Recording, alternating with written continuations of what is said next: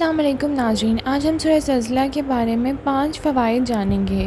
سورہ زلزلہ جسے الزلزل بھی کہا جاتا ہے، اس کا مطلب زلزلہ ہے۔ یہ قرآن پاک کی 99ویں سورت ہے جو 30ویں جز میں رکھی گئی ہے۔ اسے مکی سورت اسے کہا جاتا ہے، جس کا مطلب ہے کہ یہ مکہ میں نبی کریم صلی اللہ علیہ وسلم کی زندگی میں نازل ہوئی تھی۔ حضور پاک صلی اللہ علیہ وسلم نے اس سورت کی اہمیت اور اس کی تلاوت پر بہت زور دیا ہے۔ قیامت کے دن کی یاد دلانے کے لحاظ سے یہ سورت بہت بڑی حیثیت رکھتی ہے۔ سورت اگرچہ بہت مختصر ہے لیکن اس کا مواد بہت جامع اور بڑی اہمیت کا حامل ہے۔ سورہ زلزلہ نہ صرف ہمیں زمین پر انسانی زندگی کی قلیل مدتی نوعیت کی یاد دلاتی ہے بلکہ آپ کے اچھے اعمال کے نتیجے میں اللہ سبحانہ و تعالیٰ کی نعمتوں کو حاصل کرنے کی بھی یاد دلاتی ہے۔ سورہ زلزلہ کا مختصر خلاصہ۔ اس صورت میں قیامت کا دن کیسے شروع ہوگا اس کی تفصیل ہے۔ پوری زمین شدید ترین ہلچل سے بل جائے گی اور یہ اس وقت تک لرزتی رہے گی جب تک کہ اس زمین کی ہر چیز کو میں نے تباہ نہ کر دیا۔ یہاں تک کہ تمام پہاڑ چٹے ہو جائیں گے، تمام عمارتیں فرش کے ساتھ برابر ہو جائیں گی۔ اس میں بیان کیا گیا ہے کہ جب وہ دن آئے گا تو ہر ایک کام جو ہم نے کیا اللہ سبحانہ تعالیٰ کے پاس لایا جائے گا۔ یہ زمین اپنی معلومات بولے گی اور سب کچھ بتائے گی جو لوگوں نے اس پر کیا، کس نے نماز پڑھی، کس نے صدقہ دیا، کس نے جھوٹ بولا، کس نے گالی دی اور کس نے چوری کی۔ جو ہم نے کی تھی مٹ جائے گی۔ ہمارے تمام اچھے اور تمام برے اللہ سبحانہ تعالیٰ کے سامنے احتساب شروع ہوگا اور ہم جوابدہ ہوں گے۔ اس صورت کا مقصد یہ ہے کہ ہر ایک چیز کو قطعیت کے ساتھ درج کیا گیا ہے۔ ہم ان تمام نعمتوں کا حساب دینا ہوگا جو اس نے ہمیں دی ہیں اور ہم نے ان کا استعمال کیسے کیا، اور تمام برے کاموں کو بھی جو ہم نے کیا۔ اعمال کو اس قدر تفصیل سے بیان کیا جائے گا کہ آپ کے اچھے برے اعمال میں سے کوئی چھوٹی چیز بھی نہیں چھوٹے گی۔ لوگوں کو گروپس میں تقسیم کر دیا جائے گا اور پھر ان کا ٹریک ریکارڈ انہیں دکھایا جائے گا۔ سورہ زلزلہ کے فوائد اور فضائل کیا ہیں؟ قرآن کی ہر صورت میں ایسی خوبیاں ہیں جو ایک مومن کو اپنے منفرد انداز میں فائدہ پہنچاتی ہیں۔ کچھ صورتوں کی تلاوت سے ہمیں براہ راست انعامات حاصل کرنے میں مدد ملتی ہے، جبکہ دوسری صورتوں کی تلاوت اور سمجھنا میں اندرونی طور پر خود کو بہتر بنانے میں مدد کرتا ہے۔ وہ اندر سے خود کو بدلنے میں ہماری مدد کرتے ہیں۔ تبدیلی ہمیں اللہ کی طرف سے ملتی ہے اور جو بھی تبدیلی اس کے کلام کے ذریعے ہمارے اندر لائی جاتی ہے وہ براہ راست ایک مومن کو ہمارے رب کا پسندیدہ بنا دیتی ہے۔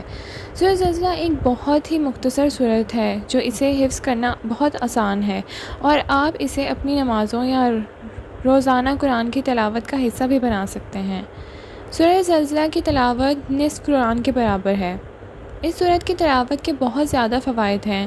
سب سے اہم بات یہ ہے کہ اس صورت کا ایک مرتبہ تلاوت گویا آپ نے آدھا قرآن پڑھ لیا۔ اس سے ظاہر ہوتا ہے کہ آپ بہت کم وقت میں زیادہ ثواب کما سکتے ہیں، لیکن اس کا یہ مطلب نہیں کہ آپ پورا قرآن پڑھنا چھوڑ دیں اور صرف سورہ زلزلہ کی تلاوت کر لیں۔ ہمیں چاہیے کہ قرآن کی تلاوت باقاعدگی سے کریں اور پوری طرح کریں۔ اللہ تعالیٰ نے اس قرآن پاک میں کامل زندگی کا راز رکھا ہے اور ہم پر ہے کہ اس سے وہ فائدہ اٹھائیں جو ہمیں فائدہ پہنچائے۔ تمہارے چھوٹے چھوٹے اعمال ضائع نہیں ہوتے۔ چھوٹی نیکی کو کبھی کم نہ سمجھیں۔ کوئی عمل کتنا ہی چھوٹا کیوں نہ ہو، وہ ہمیشہ ہمارے نامہ اعمال میں درج اور شمار ہوتا ہے۔ مسجد کے فرش سے کوئی ایسی چیز اٹھانا جس سے نمازی کو نقصان پہنچتا ہو بہت ہی معمولی سی بات ہے، لیکن اس کا ثواب کا ذریعہ بہت بڑا ہے، جبکہ بے فکر ہونے کی وجہ سے جو چیز ہمیں بہت چھوٹی معلوم ہوتی ہے وہ کسی کو نقصان پہنچا سکتی ہے اور اللہ سبحانہ تعالیٰ کی نظر میں ہمیں گنہگار بنا سکتی ہے۔ کیا کمال ہے کہ ہمیں ہر نیکی کا 10 گنا ثواب ملتا ہے اور ہر برے کام پر صرف ایک بار لکھا جاتا ہے۔ اس سے ہماری کتابیں بائیں طرف کی کتابوں سے زیادہ بھاری ہوں گی انشاءاللہ۔ یہ سوچ ہمارے ذہن میں رکھنے سے ہمیں اپنے ہر چھوٹے سے چھوٹے کام کی نیت بدلنے میں مدد مل سکتی ہے اور اس کے نتیجے میں اجر و ثواب مل سکتا ہے۔ زمین گواہ ہے۔ ہمیں مختلف جگہوں پر نیک اعمال کو بڑھانا چاہیے تاکہ وہ جگہیں قیامت کے دن ہمارے لیے گواہی دیں۔ ہم اس سورت کی آیت کو یاد کر سکتے ہیں جس میں کہا گیا ہے کہ زمین میں سب کچھ کہے گا جو اس نے اپنی سطح پر لوگوں کے ذریعے دیکھا ہے۔ جب کوئی شخص فوت ہو جاتا ہے تو وہ جگہیں جن پر وہ نماز پڑھتے اور نیک اعمال کرتے تھے در حقیقت ان سے محروم ہو جاتے ہیں۔ ایسا کرنے کا ایک طریقہ یہ ہے کہ آپ اپنی نماز کی جگہوں کو تبدیل کرتے رہیں۔ ایسا کرنے کا بہترین طریقہ یہ ہے کہ آپ مسجد میں فرض ادا کرنے کے بعد نفل نماز گھر پر ادا کریں۔ انصاف ہو جائے گا۔ اللہ سبحانہ و تعالیٰ کے اسماء و صفات میں سے ایک نام عادل ہے، جو صرف ایک ہے، جو انصاف کرتا ہے۔ جو بھی اسلام پر یقین رکھتا ہے وہ خدائی انصاف پر یقین رکھتا ہے۔ اللہ سبحانہ و تعالیٰ کبھی ظلم نہیں کرتا، وہ اپنی مخلوق پر ظلم نہیں ہونے دے گا۔